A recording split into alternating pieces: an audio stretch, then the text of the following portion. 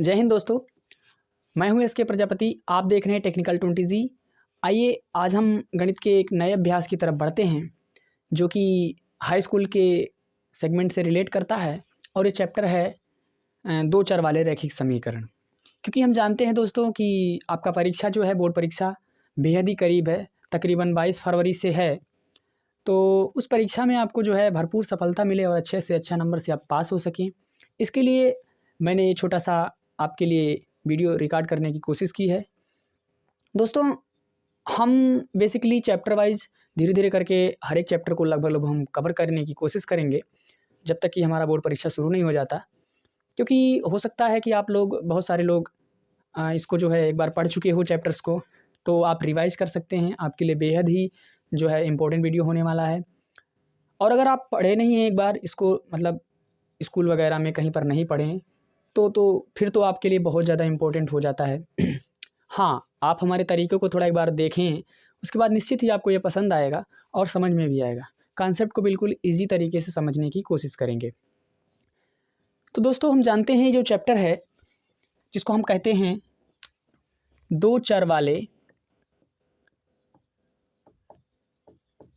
रैखिक समीकरण। इस चैप्टर की खास बात यह है कि अगर हम इस चैप्टर को ये कहें कि यह गणित की एक आत्मा है तो ये कहना गलत नहीं होगा। क्योंकि हम सभी जानते हैं आगे चल कर के जितने भी चैप्टर हैं उन सारे चैप्टर्स में हम कहीं ना कहीं अननोन राशियों को ज्ञात करने की कोशिश करेंगे।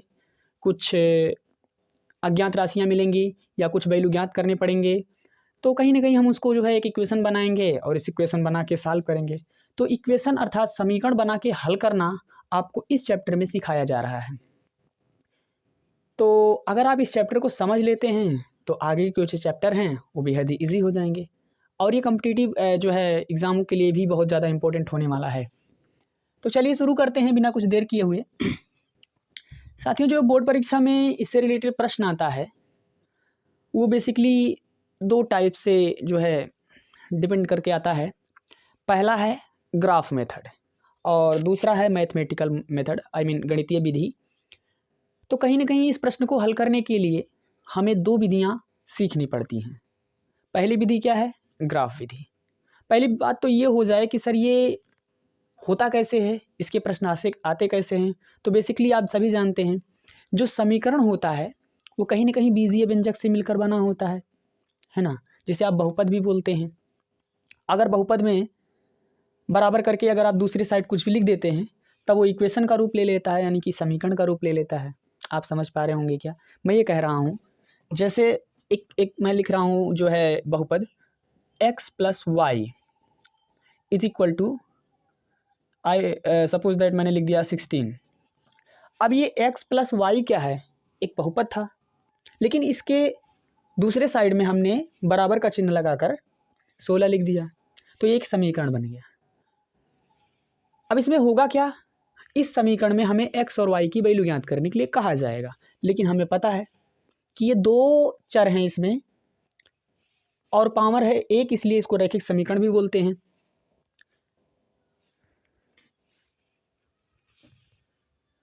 तो जब पावर एक हो और जो है चर दो हों तो उसे हम दो चर वाले रैखिक समीकरण बोलते हैं। बहुत अच्छी बात है। अब साथियों, हमें पता है कि इसमें दो जो है वेरिएबल हैं या दो अज्ञात राशियां हैं या दो चर हैं, तो हमें इसे हल करने के लिए कम से कम दो समीकरण चाहिए होंगे। सपोज दैट मैंने एक समीकरण और आपको दे दिया, x - y बराबर मान लीजिए आपको दे दिया गया है 6। अब कहेंगे कि इसमें कहेंगे कि x व y के मान ज्ञात कीजिए या फिर कहेंगे कि समीकरण को हल करिए। इस प्रकार के प्रश्न आते हैं। तो दोस्तों, इस प्रश्न में x व y के मान ज्ञात करने के लिए आपको दो विधियां मैंने बताया। एक तो है ग्राफीय मेथड, यानी कि ग्राफिकल जो है तरीका, और दूसरा है मैथमेटिकल मेथड। तो आइए सीखते हैं धीरे धीरे करके। आप थोड़ा पेशेंस बना के रखेंगे। सबसे पहले डियर, अगर बात करें इसके सलूशन की, तो हमें पता है इसकी दो विधियां हैं। पहली कौन सी है? पहली है ग्राफीय विधि। ठीक है, बोलो। और दूसरी कौन सी है, गणितीय विधि। ठीक है, अब जहाँ तक उम्मीद है कि ग्राफीय मेथड हमारे सिलेबस से हट चुका है, तो कहीं ना कहीं हमें गणितीय विधि से ही इसको हल करने के लिए कहा जाएगा। तो हम गणितीय विधि को सीखने की कोशिश करते हैं। तो सबसे पहली बात, जो गणितीय विधि है इसमें भी हम 3 कैटेगरी बनाते हैं, मतलब 3 तरीके हैं इसमें भी हल करने के लिए। पहला है डियर प्रतिस्थापन विधि, प्रतिस्थापन विधि। दूसरा है विलोपन विधि, और तीसरा है वज्रगुणन विधि। ठीक है, कई बार तो हम इसको थोड़ा याद रखने के लिए इस विधि को अपने तरीके से मैं बोल देता हूँ, ऐसे खिस्को विधि, क्या बोल देता हूँ, इसको बोल देता हूँ खिस्को विधि, और इसको बोल देता हूँ काटू छाटू विधि। ऐसे याद रखने के लिए मैंने है ना छोटा सा ट्रिक बनाया हुआ है, ताकि बच्चे जो है इंटरेस्ट के साथ इसको पढ़ सके। मैंने फिजिकल क्लास में जो है ऐसा इसका आनंद देने की कोशिश की है, और इसको मैं बोलता हूँ टाएं फिश विधि। बेसिकली क्या होता है, वज्रगुणन जो विधि है, ये जो विधि है डियर, इसमें बहुत सारे बच्चे कंफ्यूज रहते हैं। 1 मिनट मुझे समय दीजिएगा।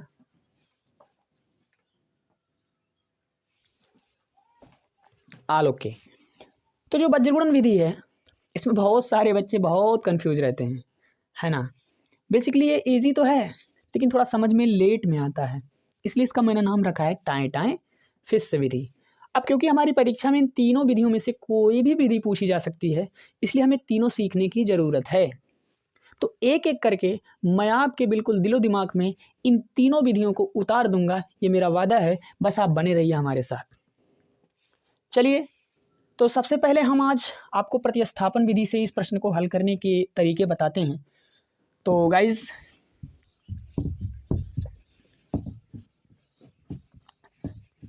नाउ लेट अस स्टार्ट प्रतिस्थापन विधि। प्रतिस्थापन विधि, ध्यान रहे परीक्षा में इन तीनों विधियों में से कह दिया जाएगा कि इस विधि से इस प्रश्न को हल करिए, तो हमें तीनों विधियां आनी चाहिए। ऐसा नहीं कि आप प्रतिस्थापन विधि पढ़ लें या फिर विलोपन पढ़ लें या फिर केवल वज्रगुणन पढ़ लें और इनमें से जो है कोई एक विधि पढ़ के आप परीक्षा में बैठें, तो कहीं परीक्षा में आपने जो विधि पढ़ी नहीं है उससे प्रश्न कह दिया हल करो, तो फिर दिक्कत हो जाएगा। इसलिए आपको तीनों विधियां आनी चाहिए, जिसके लिए हम बने हुए हैं। चलिए, तो प्रतिस्थापन विधि में बात करें जब, तो बेसिकली डियर इसको जो है हम समझने के लिए 3 स्टेप जो है लेते हैं। पहला स्टेप नंबर 1, मैं इसको हल करने के लिए थोड़ा इजी करने के लिए बस ये स्टेप वगैरह ले रहा हूँ, आप इसको ध्यान से समझेंगे। तो पहले स्टेप में क्या करेंगे, इन दोनों इक्वेशन को घूर घूर के देखेंगे। हाँ जी, क्या करेंगे, इन दोनों समीकरणों को घूर घूर के देखेंगे। अरे बोलो बोलो, क्या करोगे? हाँ जी, फिर से बोलो, तेज बोलो। हाँ, देखोगे ना, बहुत अच्छे, ठीक है। अब जब घूर घूर के आप इसको देख लिए, तो मुझे बताइए इन दोनों समीकरणों में आपको थोड़ा इजी कौन सा लगता है, मतलब थोड़ा देखने में या फिर न्यूमेरिकली जो छोटा हो, कौन सा ऐसा समीकरण है जो आपको थोड़ा इजी लगता है? तो आप कहेंगे निस्संदेह सर, अगर मैं इसको इक्वेशन 1 बोलूँ और इसको इक्वेशन 2 बोलूँ, तो आपको निस्संदेह ये दूसरा इक्वेशन जो है आपको इजी लगेगा या न्यूमेरिकली छोटा लगेगा, है कि नहीं? बताइए, बोल नहीं रहे हो यार आप, बोलना पड़ेगा। तो ये दूसरा समीकरण क्या है, हमें थोड़ा इजी लग रहा है, मानते हैं बात को? अरे मानते हैं कि नहीं मानते हैं? बिल्कुल करेक्ट। तो हमें दूसरा समीकरण इजी लगा, तो हम जो अपनी बात शुरू करेंगे प्रतिस्थापन विधि में, पहले स्टेप की जो कहानी है वो यही है कि पहले घूर घूर के देखेंगे दोनों इक्वेशन को। देखने के बाद हमें जो इजी लगेगा उस इक्वेशन से बात शुरू करेंगे, और वो लिखेंगे हम कैसे, कि वो ध्यान दीजिए, लिखेंगे हमें क्योंकि दूसरा इजी लग रहा है, तो हम दूसरे समीकरण से बात शुरू करेंगे। तो लिखेंगे समीकरण 2 से सर 2 से क्यों शुरू किए? क्योंकि मैंने जब घूर घूर के देखा तो मुझे ये ईजी लगा। हाँ जी, तो बात कहाँ से शुरू करोगे भाई? अपने जो बातें हैं वो ईजी तरीके से शुरू करनी चाहिए कि नहीं करनी चाहिए? अब बताइए। मुश्किल सवाल से अभी जैसे ये छोटा सवाल है तो आपको दोनों ही ईजी लग सकता है, लेकिन आगे कुछ मुश्किल सवाल आएंगे तो उसमें जो प्रोसेस है वो प्रोसेस अगर आप फॉलो करेंगे तो वो सवाल जो मुश्किल हैं वो भी आपके लिए ईजी हो जाएंगे। तो समीकरण 2 से हमें बात शुरू करनी है। क्या कह रहा है ये? x minus Y is equal to 6। अब यहाँ से क्योंकि मुझे पता है इसका नाम है प्रतिस्थापन, मतलब इसमें जो चर आए हैं उनकी एक पोजीशन से दूसरे पोजीशन पर स्थापना कर दीजिए। तो यहाँ से अगर हम y को उधर भेजें, होता कुछ नहीं है, बस सिंपली ऐसे समझ रहे हैं, प्रोसेस है। चाहे तो आप x को भी भेज सकते हैं, चाहे तो आप y को भेज सकते हैं, किसी एक को भेजिए। तो मैं y को भेज देता हूँ। तो x इज इक्वल टू, उधर 6 पहले से ही है और ये y उधर जाएगा। आप जानते हैं कि जब ये y उधर जाएगा तो अपना साइन चेंज कर लेगा। बोलो, आप किसी दूसरे पक्ष में इसको ले जा रहे हैं तो अपना साइन चेंज करके क्या बना लेगा? ये माइनस है तो क्या बना लेगा? बोलो बोलो, प्लस। क्या बना लेगा? प्लस। और अगर प्लस होता तो माइनस। बहुत अच्छे। अच्छा, ये बात यहीं पर आप रोक सकते हैं, या फिर आपका मन है तो इसे समीकरण नंबर 3 बोल दीजिए, कोई दिक्कत वाली बात नहीं है। क्या पहले स्टेप की कहानी समझ में आती है? आती है बात समझ में? अरे बोलो, बोल दे नहीं हो यार, इतने कह देता लेगा। हाँ, तो x माइनस वाई बराबर कितना? 6। जहाँ पर हमने y को इधर भेजा तो x इज इक्वल टू कितना आ गया?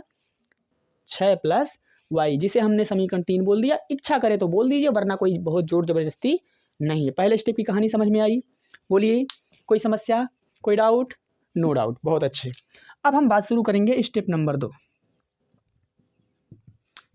अब स्टेप नंबर 2 की जो कहानी है वो बड़ी इंटरेस्टिंग है। वो कहती क्या है? सर ये जो x की वैल्यू आप निकाले हो, इस x की वैल्यू कहाँ से निकाले हो? समीकरण 2 से। अरे बोलो, इससे निकाले हो ना?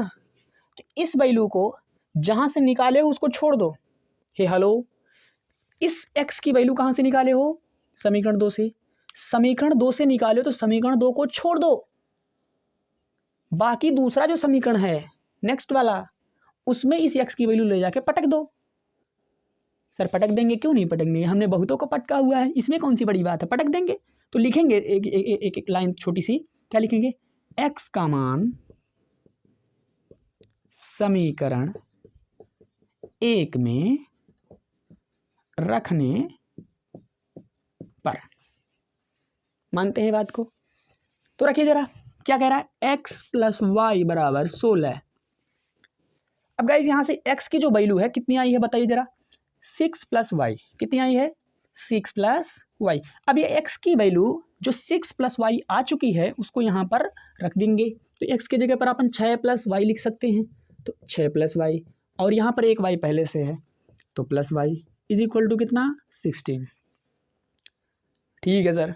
अब यहाँ से बात अगर आगे बढ़ाएं तो हमें मिलेगा, ये देखेंगे 6 और ये y जुड़ के कितना हो जाएगा dear? 2y is equal to, ये कितना है? 16। यहाँ पर लिख देंगे अपन 16। अच्छा, अब 6 को उधर भेजेंगे तो 2y बराबर 16 माइनस 6 या माइनस 6। तो यहाँ से 2y is equal to, sorry ना, ये हमारा जो अभी प्रोसेस है वो स्टार्टिंग है, इसलिए थोड़ा थोड़ा लैंग्वेज का प्रॉब्लम आ रहा है, थोड़ा आप इसको मैनेज करेंगे। तो यहाँ से 16 माइनस 6 करेंगे तो बाबू आ जाएगा 10। अरे बोलो, घटाने आता है कि नहीं आता है? हाँ, बहुत अच्छे, घटाने आता था। 16 माइनस 6 करेंगे कितना आएगा? हाँ हाई, अरे भैया जब 16 में से 6 घटाइएगा तो 6 ही, सॉरी 10 ही ना आएगा। हाई, ऐसे कैसे हो जाएगा? फिर यहाँ से y इज इक्वल टू 10/2। फिर तो यहाँ से आ जाएगा कितना डियर? 5। x की वैल्यू कितनी सॉरी y की वैल्यू कितनी आ गई? 5। ये हमारे स्टेप नंबर 2 की कहानी थी। तो स्टेप नंबर 2 में कुछ नहीं हुआ, जो x की वैल्यू आई थी वो हम दूसरे इक्वेशन में जिससे चले थे उसको छोड़ के दूसरे इक्वेशन में रख दिए, जहाँ से सॉल्व करते हुए मैं y की वैल्यू प्राप्त कर चुका हूँ। स्टेप नंबर 2 की बात भी हो गई। Now it's time to start step number 3 and which is last step. So now this is step number 3. ये लास्ट स्टेप है डियर। 2 स्टेप हमें अच्छे से समझ में आया। अब हम तीसरे स्टेप की तरफ बढ़ रहे हैं। अब ये जो y की वैल्यू आई है, हमें अभी x की भी वैल्यू याद करनी है। तो अगर एक वैल्यू आ गई है तो दूसरी वैल्यू बेहद ईजी तरीके से आ जाएगी, जिसमें हम क्या करेंगे, इस y की वैल्यू आप चाहे समीकरण 1 में रख दो, चाहे समीकरण 2 में रख दो, चाहो तो जो हमने इसको तीसरा समीकरण मान रखा है अपनी सहूलियत के लिए, इसमें भी रख सकते हो। तो अगर हम देखें तो कहीं ना कहीं x की वैल्यू डायरेक्ट यहाँ से पता चल रही है, तो हम इस y की वैल्यू हम समीकरण 3 में रख देंगे तो हमारा x आ जाएगा। आप चाहो तो इसमें रख दो, इसमें रख दो, कोई फ़र्क नहीं पड़ता, आंसर दोनों से आएंगे। यहाँ रखोगे तो भी वही आंसर, इन दोनों में रखोगे तो भी वही आंसर। तो जहाँ आपकी इच्छा हो, वैसे कहते हैं ना, कायदे में रहोगे तो फ़ायदे में रहोगे। तो ये हम जो y की वैल्यू है x में इसमें रखने जा रहे हैं तीसरे में, तो रख लेते हैं x का मान समीकरण 3 में रखने पर। रखिए ज़रा, तो समीकरण 3 कहाँ है जी, ये रहा। तो x is equal to 6 plus Y, तो x इज इक्वल टू 6, अच्छा y की वैल्यू कितनी आई है 5, तो यहाँ 5 रख देंगे। तो x इज इक्वल टू कितना आ गया, 6 और 5 कितना 11, ये रहा आपका। आता है अभीष्ट हल हमारे जो आए हैं, कितना आया है डियर, x की वैल्यू कितनी आई है, x बराबर 11 और y बराबर कितना, y बराबर 5 आया हुआ। ये हमारा फाइनल उत्तर है। ठीक है ना, क्या मेरी बात समझ में आई? एक बार फटाफट रिकॉल करते हैं इसको। देखो, पहले स्टेप की कहानी, इन दोनों इक्वेशन को घूर घूर के देखेंगे। अच्छा, घूर घूर के देखेंगे, इन दोनों में जो हमें इजी लगेगा वहीं से बात शुरू करेंगे। तो मुझे दूसरा इक्वेशन इजी लग रहा है, आपको पता नहीं कौन सा लग रहा है। अगर आपको पहला इजी लग रहा है तो आप पहले से भी बात शुरू कर सकते हैं। मुझे दूसरा इजी लग रहा है क्योंकि इसमें न्यूमेरिकल जो है छोटा छोटा आया हुआ है फिलहाल। तो हम 2 से बात शुरू किए। अच्छा, 2 को जब हम दो इक्वेशन को लेकर के चले तो यहाँ से y को उधर भेज दिया, एक ट्रांसफ़र कर दिया, तो यहाँ से x इक्वल टू इतना आया। फिर इस समीकरण में इस स्टेप की कहानी ख़त्म। अब बारी आई किसकी, स्टेप नंबर 2 की। स्टेप नंबर 2 में हमने x की जो वैल्यू है वो कहाँ रख दी, ले जाके जिस समीकरण को छोड़ के आए थे। किसको छोड़े थे, पहले नंबर को। तो अगर आप दूसरे से चले हैं तो पहले को ही ना छोड़ेंगे, और अगर दूसरे को छोड़े होते या दूसरे को पकड़े होते तो दूसरा छूटा होता। तो यहाँ से x बराबर यहाँ रख देंगे 6 प्लस वाई रख दिया, यहाँ से 6 प्लस 2y हो गया, क्योंकि y जुड़ के 2y होता है।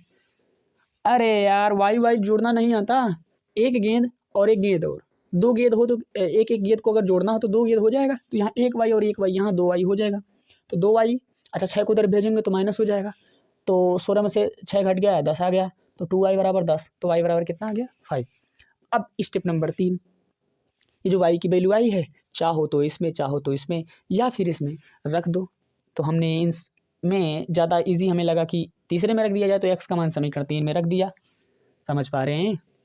तो यहाँ से अपना हल करके x की वैल्यू आ गई। दोस्तों, प्रतिस्थापन विधि में ये प्रोसेस हम जो है फॉलो करते हैं। अगर आप इस प्रोसेस को फॉलो करते हैं तो सबसे ईजी तरीके से आपका प्रश्न हल होगा।